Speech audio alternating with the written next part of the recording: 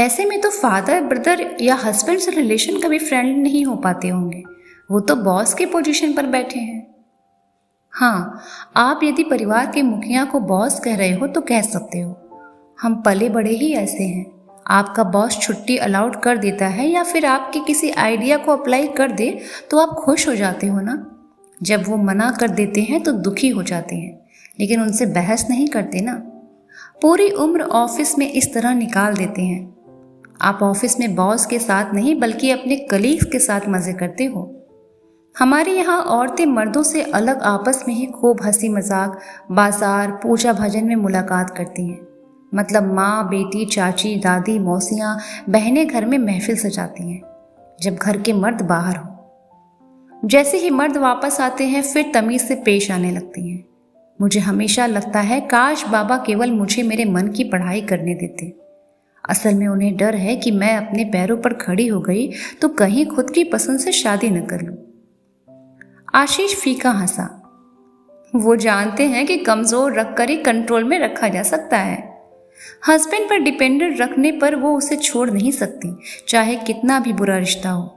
ऐसे पेरेंट्स ही बेटियों को हर हाल में ससुराल में रहने का दबाव बनाते हैं ताकि घर लौटी बेटी की जिम्मेदारी उन पर न आन पड़े। बेटी को अपना खर्च उठाने लायक नहीं बनाया तो बुला भी नहीं पाते।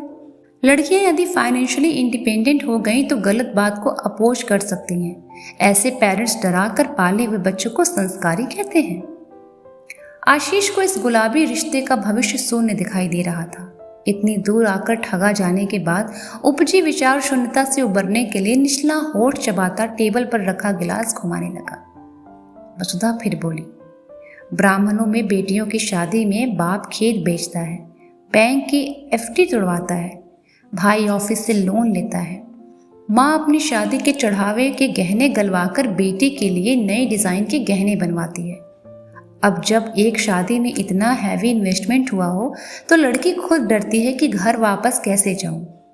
मिडिल क्लास फैमिली सालों कर्ज चुकाती है बेटी की शादी का। बेटी मायके लौटकर बाप भाई के खून पसीने की कमाई पर पानी कैसे फेर दे? दोबारा ये सब खर्च कौन करेगा?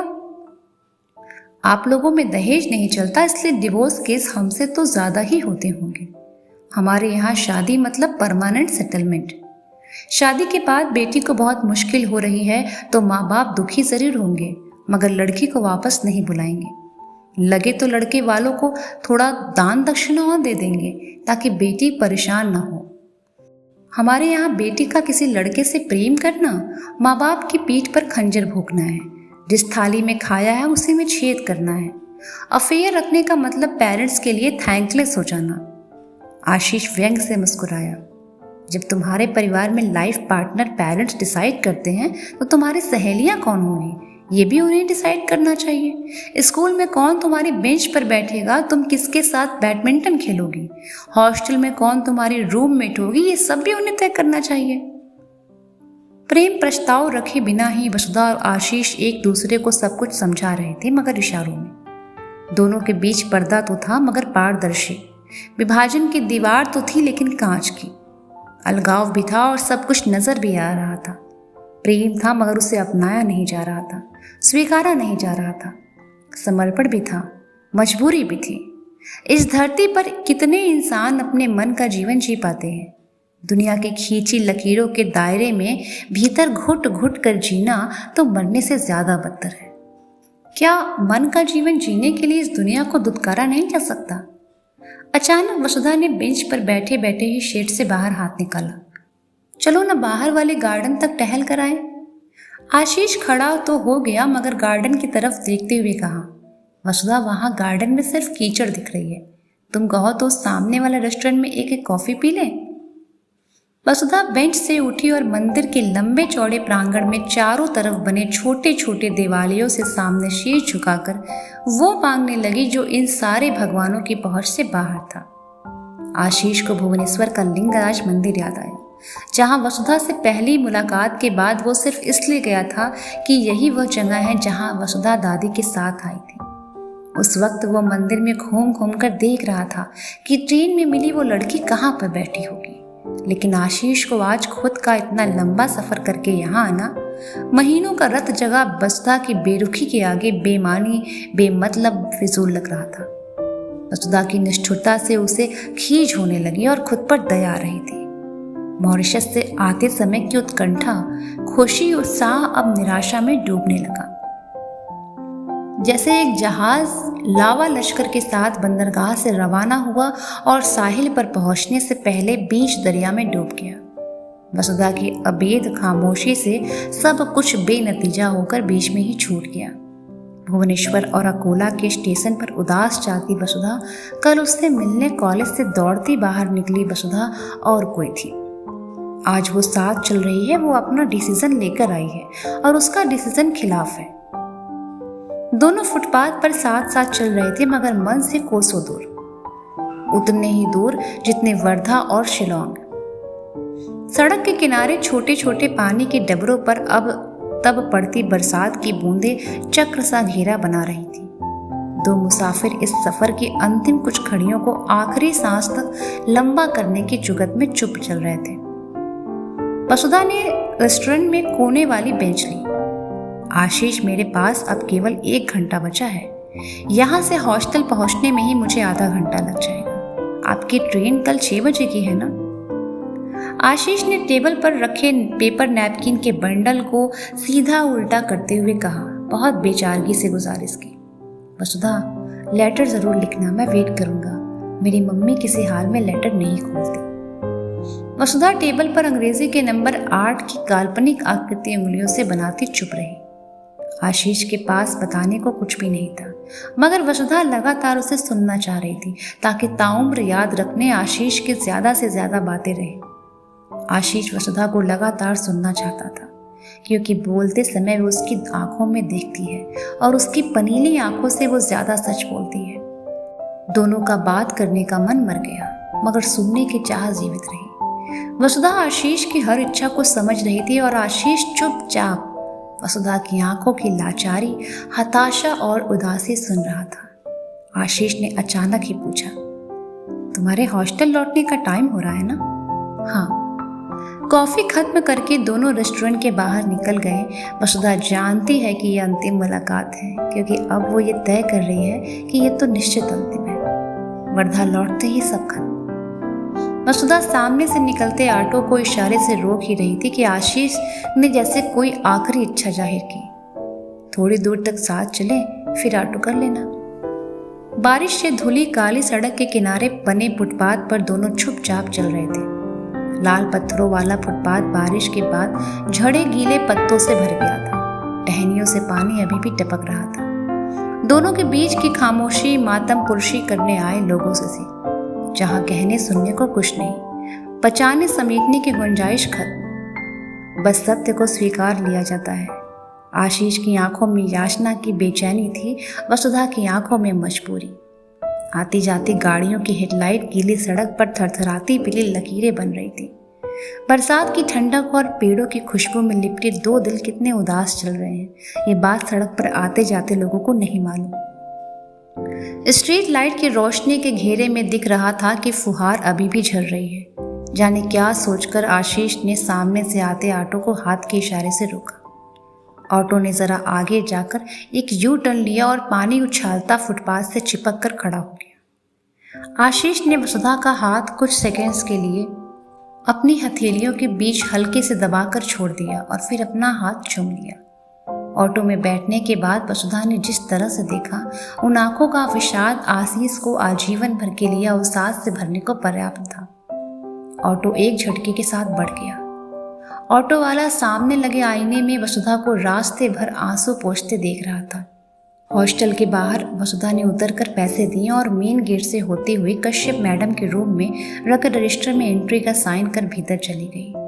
मेन गेट के बाहर ड्राइविंग सीट पर बैठा ऑटो वाला वसुधा को उस बड़े अहाते में विलीन होते देख रहा था और नई सवारी की तलाश में आगे बढ़ गया। आशीष वसुधा के जाने के बाद वापस गणेश मंदिर गया। उसके दिलो दिमाग पर अजब सा बोझ था। गुस्सा, नैराश्य और खारिज होने की पीड़ा में गोरा चेहरा लाल हो गया। इंडिया आने की हड़बड़ी में उसने मॉरिशस में अपना प्रमोशन छोड़ा। उस समय दिल को समझाया था कि प्रमोशन आगे भी कभी मिल सकता है, मगर वसुधा से मिलना फिर कभी पॉसिबल नहीं हो पाएगा। वसुधा को खोना मेरे लिए बहुत बड़ा नुकसान होगा। मुझे मालूम है वो मुझे बहुत पसंद करती है और शायद मेरा इंतजार कर रही हो। मैंने ही फोन नंबर न देकर बहुत बड़ी गलती कर दी। वो लड़की है, फोन नंबर नहीं मांग पाई। आज नागपुर आने के बाद लग रहा है कि काश नहीं आया होता तो इस भ्रम में तो जीता कि वसुधा पक्का हाँ कर देती, मगर मैंने ही मौका गवा दिया। वसुधा ने मुझे ठुकरा दिया। उसे शायद मैं लाइफ पार्टनर के रूप में पसंद नहीं। आज भी वो सिर्फ मुझ पर तरस खाकर मिलने चली आई। अब आशीष को कौन बताए कि ऑटो वाले ने बारिश में भीगी वसुधा की सुर्ख आंखों के सावन देखे हैं। आशीष जूता उतार कर मंदिर में गया। दीवार पर लिखी आरती को पूरा पढ़ा। बाहर निकलने से पहले फिर एक बार हाथ जोड़कर प्रार्थना की। देर तक आंख बंद किए कुछ मांगता रहा और बाहर निकल गया। मंदिर के प्रांगण में उसी बेंच पर अकेला बैठा रहा। 1 घंटे पहले यही जगह कितनी सुंदर थी और अब यहाँ से भाग जाने का मन कर रहा। कुछ मालूम नहीं कि वो लेटर लिखेगी या नहीं। काश इस लड़की से मुलाकात न हुई होती। पापा के जाने के बाद वाला अकेलापन आज फिर क्यों महसूस हो रहा, जैसे इस आसमान के नीचे बिल्कुल अकेला हूँ। होटल के कमरे में जाने की इच्छा मर गई है। आशीष ने पैंट की जेब से रुमाल निकालकर चेहरा पोंछा तो महसूस हुआ आंखों से 2 बूंदें झड़ी हैं, जिसकी खबर वसुधा को ताउम्र न होगी। वसुधा कमरा नंबर 204 में भीगी हुई घुसी। उसे देखते ही रेवा ने शिकायत शुरू कर दी। तुम तो आज दिन भर से नहीं थी। सना ने कितना तमाशा किया है। दोपहर को तेज बारिश में लाइट चली गई। पीछे वाले कॉरिडोर में एकदम अंधेरा हो गया था। सना अपनी पायल हाथ में पकड़कर अंधेरे में जो भी उस साइड बाथरूम जा रहा था उसको डराने बाथरूम के बाहर छिपकर पायल बजा रही थी। डर कर सब बाहर निकलकर अंधेरे में गिरते पड़ते भागते।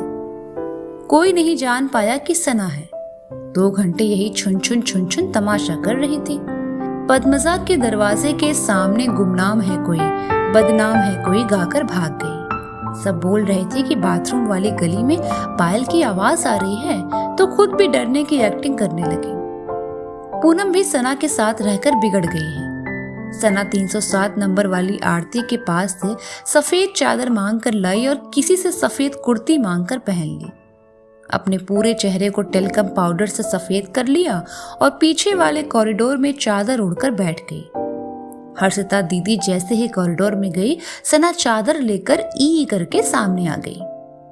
चादर को फैलाकर बाज जैसे पंख बना लिए थे और बंदरों की तरह उछलकर उनको दौड़ा रही थी। हर्षिता दीदी इतने जोर से डर गई यार। सना एकदम बदतमीज है, पता नहीं तुम कैसे उसको झेल पाती हो। वसुधा ने गीले बाल टॉवेल से पोंछते हुए रेवा की तरफ देखे बिना ही पूछा, हर्षिता दीदी को सना से कोई प्रॉब्लम हुई है क्या? रेवा झुंझला गई। अरे बहुत डर गई थी यार वो तो सना को जूनियर बच्ची समझकर हंसने लगी। लेकिन अगर कोई डरकर जोर से भागे, गिर जाए, चोट लग जाए, हार्ट अटैक आ जाए तो? तब ये सना जो सुबह से रात तक खी करती रहती है, उसको कोई माफ करेगा? पूनम को भी इसके संग चेंज होते देख रही हूँ। खैर पूनम को अब लाइफ में कुछ करना है नहीं, एग्जाम के बाद जाते ही शादी कर लेगी। आखिर इसीलिए कुछ महीने हॉस्टल में लुफराई कर रही है। माँ बाप ने पैसे लगाए हैं तो इनसे ये नहीं हो रहा कि पढ़ाई कर लें। कश्यप मैम सना को डांटती नहीं इसलिए और बदमाशी करती है। पूरे कॉरिडोर में सफेद चादर के पंख फैलाए दौड़ते हुए मैं सबका खून पी जाऊंगी बोल रही थी। वसुधा रीवा को अनसुना कर गीले कपड़े बदलने चली गई। सना के कमरे में जाने की इच्छा हुई। मन में बहुत कुछ भरा था, मगर तय कर लिया था कि आशीष के बारे में किसी से नहीं बोलना है। वसुधा कमरा नंबर 203 में घुसी ही थी कि सना हंसते हंसते उसके कंधे पर झूल गई। क्या यार वसुधा, आज तुझे होना चाहिए था। लाइट नहीं थी तो पढ़ने का सवाल ही नहीं उठता। तेरी रेवा तो बाहर पोर्च में जाकर पढ़ने बैठ गई। आज हर्षिता दीदी का डरना देखना चाहिए था तुझे। वसुधा बोली। रेवा ने मुझे आते सब कुछ बता दिया। सना ने अपने गोल होंठ और गोल कर लिए। मालूम है, मैं सबको डरा डरा कर दौड़ा कर भाग रही थी, मगर जैसे ही सामने से रेवा आती दिखी, मैं खुद डर के मारे बाथरूम में घुसकर छिप गई। चल रेवा की छोड़, ये बता तेरा फंक्शन कैसा था? कोई लड़का फंसा या नहीं? आज तो तू फटाका लग रही थी यार। वसुधा ने गीले बालों पर टॉवेल बांधते हुए बताया, फंक्शन ऐसा ही था, कुछ खास नहीं। तुम लोग तो आज दिन भर पढ़े होगे। इकोनॉमिक्स में मिले 5 दिन के गैप का मेरा आज का दिन बिना पढ़े ही निकल गया। पूनम हंसी, हम तो हॉस्टल में रहकर भी नहीं पढ़े। रेवा सबको बताते फिर रही है कि सना के साथ रहकर पूनम के पर निकल आए हैं। वसुधा हंसी, हाँ, रेवा मुझे भी बता चुकी कि पूनम बिगड़ गई है। सना झुझला गई। रेवा गई भाड़ में। वसुधा यार सुन तो सही, आज मैं शाम को संध्या दीदी के साथ मार्केट गई थी। बॉयफ्रेंड के लिए गिफ्ट खरीदना था उन्हें। बहुत महंगी शर्ट ली है। बोल रही थी कि जब वो क्लास 10th में थी तब से उनका ड्रीम था कि बहुत पैसे वाला बॉयफ्रेंड हो, कोई ऐसा हो जो जितनी बार मिलने आए फूलों का बड़ा सा बुके लेकर आए, गिफ्ट में डायमंड रिंग दे, बड़े होटल में कैंडल लाइट डिनर कराए। मतलब सलमान खान की मूवी थी ना, मैंने प्यार किया, उस टाइप रईस लड़के से रोमांस चाहिए था। और सुन, लड़का इन्हें डर फिल्म में शाहरुख जैसा पागलों की तरह चाहे। वसुधा चुप रही और सुन रही, मगर पूनम को जिज्ञासा हुई, तो क्या उनका बॉयफ्रेंड रिच है? सना को बस श्रोता का यही उत्साह चाहिए। अरे नहीं रे, संध्या दीदी ने बातों बातों में अपने बॉयफ्रेंड को हिंट दी कि उसे अपने हाइट का टेडी बियर पसंद है। वो लगभग कंफर्म थी कि बंदा उनके बर्थडे पर आर्टिस्ट गैलरी से 1000 रुपए वाला टेडी बियर देगा।